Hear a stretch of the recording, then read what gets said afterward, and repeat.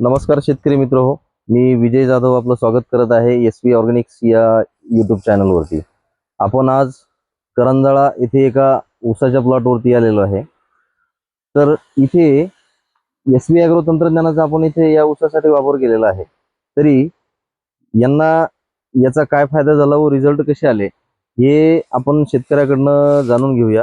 सर्वप्रथम आपण त्यांचा परिचय करून घेऊ। दादा, तुमचं नाव, गाव आणि मोबाईल नंबर सांगा। मी कैलास बालासाहेब नांद्रे, राहणार करंजाळा, तालुका अंबड, जिल्हा जालना। माझा मोबाईल नंबर 9359 969029। बरं, तर दादा आपण मला एक सांगा, हा जो ऊसाचा प्लॉट आहे हा आपला किती दिवसाचा आहे? हा याला आता 8 महिने आणि 10 दिवस पूर्ण झालेले आहेत। 8 ते 12 8 दिवस। महिने 10 दिवस पूर्ण झालेले आहे। आणि हे जे तुम्ही जात लावलेली आहे, कोणती ऊसाची जात आहे? ही 18-121 नावाची मी वाहनाची निवड केली होती लागवडीवेळेस। 18 त्या वाणाची आपण निवड केली होती। तर शेतकरी मित्र, आपण बघू शकता हा 8 महिन्याचा प्लॉट आहे पूर्ण। तर याला आपण SV ॲग्रो तंत्रज्ञान इथे आपण या ऊसाच्या प्लॉटसाठी वापरलेलं आहे। तर आपण काय केलं होतं, ऊसाच्या बेसल डोस मध्ये मिस्टर ग्रीन व फ्रुटर हे आपण ह्या प्लॉट साठी वापरलेलं आहे। म्हणजे एकरी 50 किलो तुम्ही फ्रुटर वापरलेला आहे व ग्रीनच्या 2 बॅगा वापरलेल्या आहेत।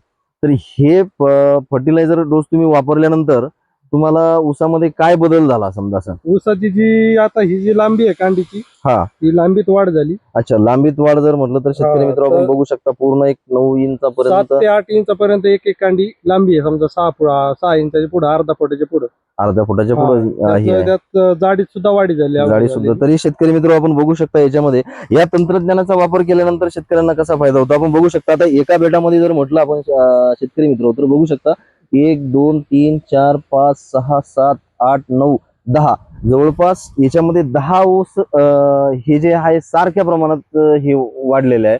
जवळपास बघू शकता तुम्ही शेतकरी मित्र। तसंच कांडी जर म्हटलं तर याची नंबर ऑफ कांडीची संख्या जवळपास मोजली आपण तर 20 ते 22 पर्यंत, किती 22 कांड्यापर्यंत भरतो आपण बघू शकतो। 1 2 3 4 5 6 7 8 9 10 11 12 13 14 15 16 17 18 19 20 ते 22 कांड्या, 18 ते 22 कांड्याच्या आसपास हा 8 महिन्याचा जो ऊस आहे तो भरतोय। तर मला एक सांगा, आपण हे जे टेक्नॉलॉजीचा या ज्या ऊसामध्ये वापर केला तर तुम्ही याचा वापर केल्यानंतर समाधानी आहेत का? ऊस तुम्हाला काय वाटतं? ऊसाची क्वालिटी पाहून ना असं म्हणजे मला समाधान आहे। म्हणजे आजूबाजूचे आमचे शेतकरी आहेत त्यांना सुद्धा ऊसाचा यंदा जरा फरक दिसला तुमचे प्रोडक्ट वापरल्यापासून। अच्छा, म्हणजे बाकीचे लोकही आता समजा तुमचा रस्त्याच्या कडेला ऊसाचा प्लॉट आहे तर शेतकरी येत जात असतील तर ते पण त्यांना पण असं वाटत असेल ना की याच्यात निश्चितच बदल झाला म्हणून। हो, आता राठोड साहेबांच्या मार्गदर्शनाखाली घेतलेल्या खतामुळे आम्हाला जरा पुरेपूर फायदा जाणवा लागला ऊसाला। बरं, आता इतर जे ऊस उत्पादक शेतकरी आहे, तुमच्या परिसरामध्ये ऊस भरपूर प्रमाणामध्ये होतो, तर इतर जे शेतकरी आहे ऊस उत्पादक यांना तुम्ही काय सल्ला द्याल? हे म्हणजे हे तंत्रज्ञानाचा वापर करायला पाहिजे की नाही?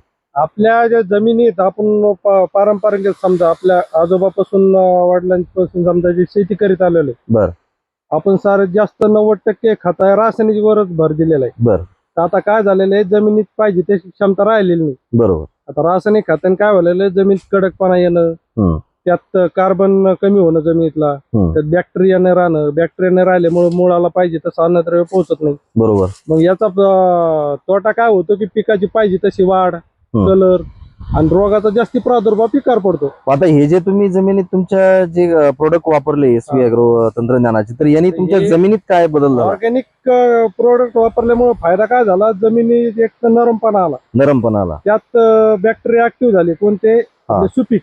त्याचा उपयोग असा झाला की ऊसाच्या जे मुळ्याला अन्नद्रव्य पोहोचण्याचं काम जे बॅक्टेरिया करतात ते तुमच्या खतातून पुरेपूर भेटतात।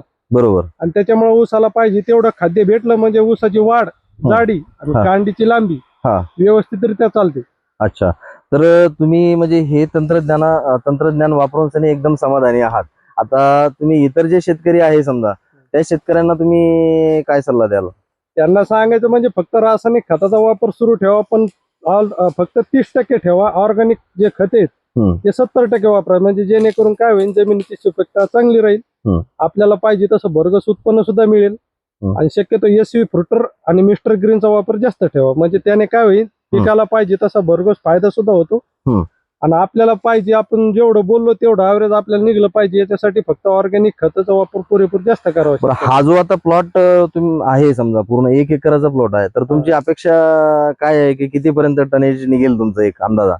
शक्यतो 100 टन जायला पाहिजे, पण मी 90-95च्या हिशोबात 90च्या हिशोबात समजा 100 टन तर जायलाच पाहिजे, पण 90 टनाची तुमची अपेक्षा आहे. आता एका सरीमध्ये 1200 ऊस भरतात. बर, असे 30 सर आहेत.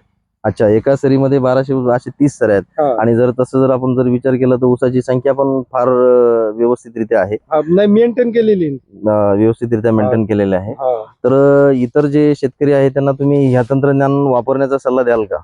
काय म्हणतात? म्हणजे वापरलं SV फ्रुटर आणि मिस्टर ग्रीन हे कंपल्सरी कोणत्याही पिकाला चालते. आणि ते तुम्ही अवश्य एकदा वापरून पहा, रिझल्ट पहा, आणि त्याच्यानंतर तुम्ही परत तुम्ही हे टाकाल.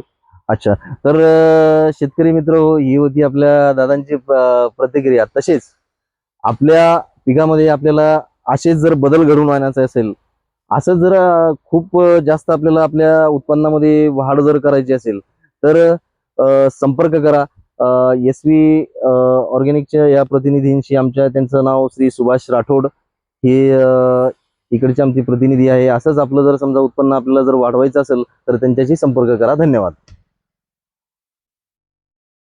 Depleted soils will not quench the fire of hunger. Unquenched hunger can burn the very world. This is a generational responsibility. Save soil.